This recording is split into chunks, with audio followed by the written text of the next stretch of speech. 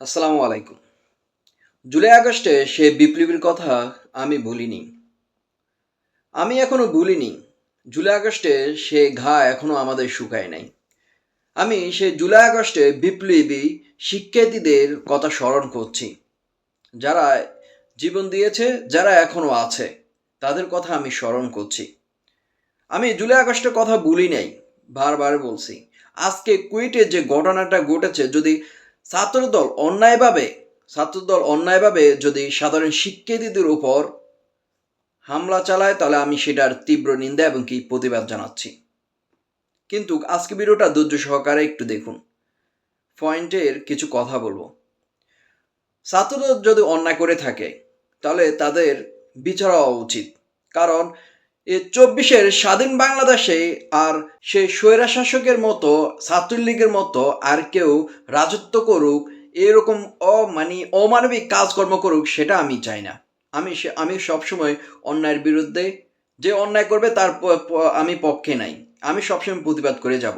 তো আমি যে পয়েন্টের কথা বলছি, যদি সাধারণ শিক্ষার্থীদের ব্যানারে পিছনে হয়তোবা অন্য কারাও থাকতে পারে। কারণ আমি একটি বিষয় সামাজিক যোগাযোগ মাধ্যমে লক্ষ্য করেছি। কি বিষয়টা? সবচেয়ে সবচেয়ে ছাত্র শিবির সরগরম। ছাত্র শিবির সরগরম সামাজিক যোগাযোগ মাধ্যমে সব জায়গায়। যে কুয়েটে কেন এই ধরনের কাণ্ড ঘটেছে, কি হয়েছে, আপনাদের কিছু যদি পয়েন্টের কথা বলি, না জাতীয় নাগরিক কমিটির ছাত্র শিবিরের ইস্যুতে কিন্তু দ্বন্দ্ব সৃষ্টি হয়েছে, নানান ধরনের কথা চলছে। আমি মনে করি আমার বিষয়টা যেমন কেমন জানি মনে হচ্ছে যে কুয়েটের যে ঘটনাটা রয়েছে তার পিছনেও কিছু ইন্ধনই রয়েছে।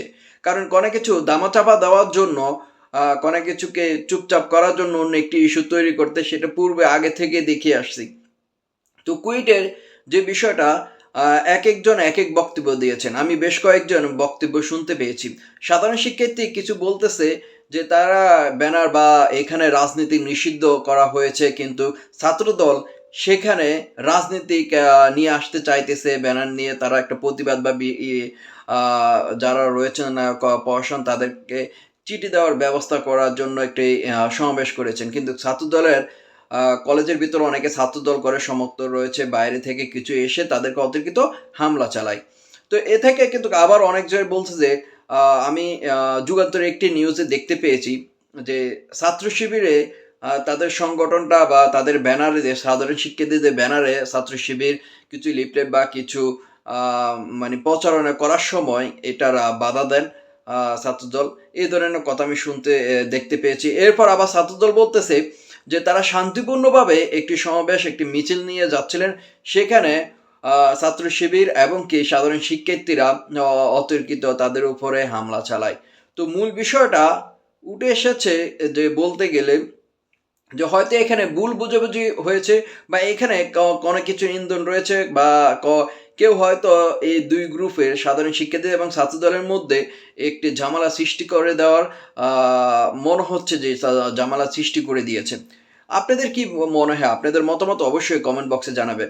আমি সবসময় বলি, এখনো বলি, যদি ছাত্রদল এটা অন্যায় করে থাকে তাহলে ছাত্রদলের প্রতি আমি ক্ষোভ জানাচ্ছি, তীব্র নিন্দা জানাচ্ছি। আর সাধারণ শিক্ষার্থী যদি সাধারণ শিক্ষার্থীদের ব্যানারে যদি ছাত্র শিবির হোক বা অন্য কেউ যদি এসে যদি এই ধরনের কাজ করে, তো সেটারও আমি প্রতিবাদ জানাচ্ছি এবং কি তীব্র নিন্দা জানাচ্ছি। কিন্তু সবচেয়ে বেশি সরগরম কাদেরকে দেখছেন আপনারাই ভালো বোঝেন। ধন্যবাদ সকলকে।